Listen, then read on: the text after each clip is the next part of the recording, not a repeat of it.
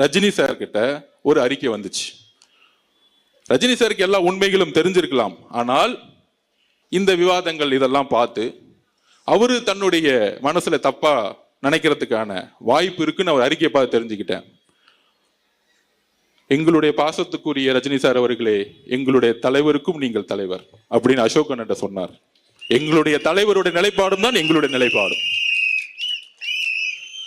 அப்ப இந்த சூழ்ச்சிகளுக்கெல்லாம் ஏன் நடந்துச்சுன்னு சொல்லக்கூடிய இடத்துல நான் இருக்கிறேன். தூத்துக்குடியோடைய என்னுடைய தங்கை கற்பழிக்கப்பட்டு இன்னைக்கு வந்து செத்து போய் 6 நாள் ஆயும் அவனுடைய குடும்பம் இன்னைக்கு நடுரோட்ல நின்றுட்டு இருக்கு.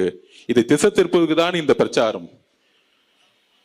இந்த திசை திருப்புல இருந்து இதுக்கான விஷயத்தை நான் பதிவு பண்ணணும்னு நினைச்சேன். அதான் இன்னைக்கு பதிவு பண்ணேன். இந்த கடிதத்தில், இந்த அறிக்கையிலிருந்து பாசத்துக்குரிய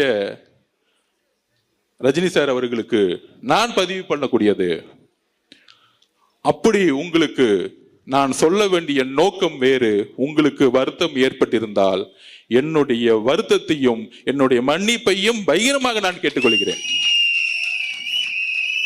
ஏனென்றால் என்னுடன் நீங்கள் வயதில் மூத்தவர், அதற்கான தார்மீக கடமை இருக்குது. நான் வேற யாருக்கும் பதில் கொடுக்கறதுக்கு நான் இங்க வரல. அவருடைய அறிக்கையை படித்தேன்.